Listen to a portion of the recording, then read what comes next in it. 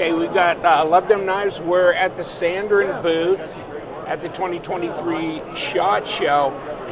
And we've got Nick. He's going to talk us through a couple of models that he wants to tell us about. Of course, these are the people with the tungsten carbide blades. Yes, sir. That hold an edge for only about 300 years, and then you got to send it back in to get it sharp. That's correct. And it's polyhedral tungsten carbide. Polyhedral tungsten carbide, because then there's flexibility yes, in sir. that. Yes, sir. And well, you've probably seen his knives on my channel, Cedric Ganeda, all these others. They're made in Italy.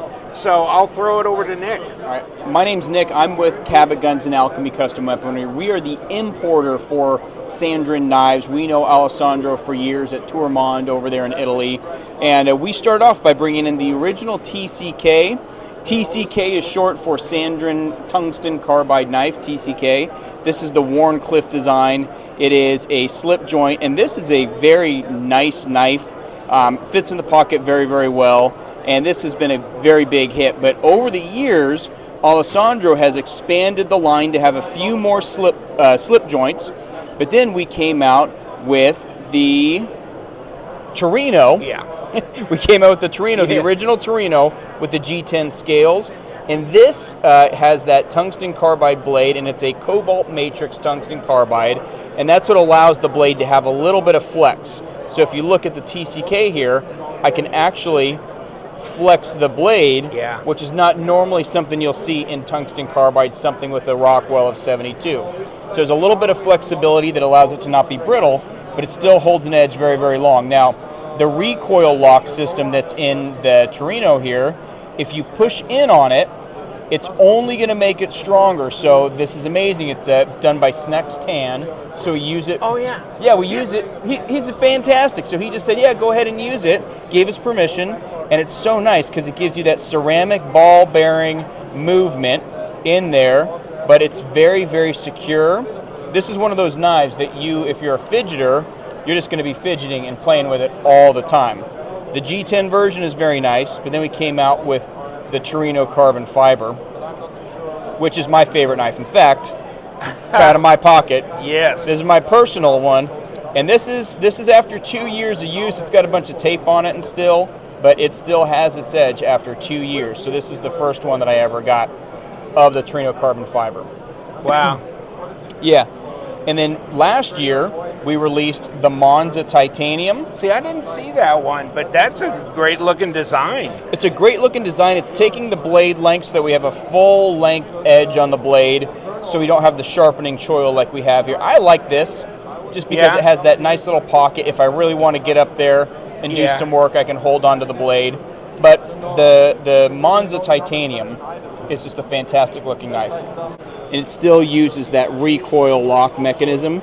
So the more you push it in when it's engaged, the stronger it's going to be. But this is a very, very sharp knife. But the Monza Titanium has full 100% titanium scales. And then on limited amounts, we have the Monza Zirconium. So these scales are made of 100% zirconium. We're only able to get maybe 100 of these, up to 150 per batch. So they're very, very limited, and they sell out quickly. So this much zirconium just is not used in blade grips or blade scales, but it ends up looking nice. But it still has the titanium clip with the Fibonacci sequence in there, which is kind of highlighted. If you look at the Fibonacci sequence, you'll see this 1 + 1 = 2, 1 + 2 = 3, 2 + 3 = 5. That perfect, natural sequence is in all the knives, just showing how well made they are, made in Italy, and fantastically sharp. Yeah, I mean, it's just where you can pull back. Yeah.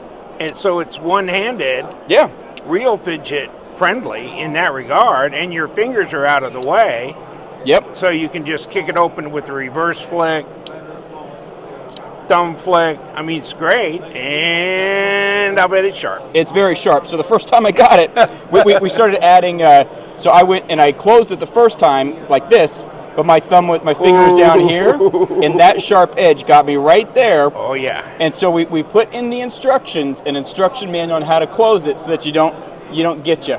because that was the first thing that I did and the first thing that the owner of the company here in the United States. First thing he did was close it on him.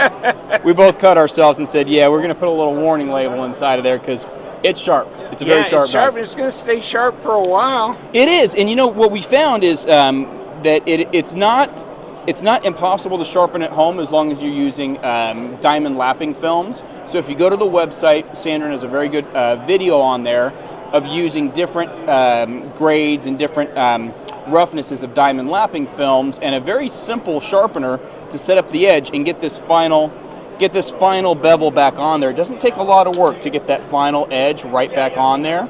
A few minutes of elbow grease and you can really bring it back up. The problem is when people start to use galvanic diamond.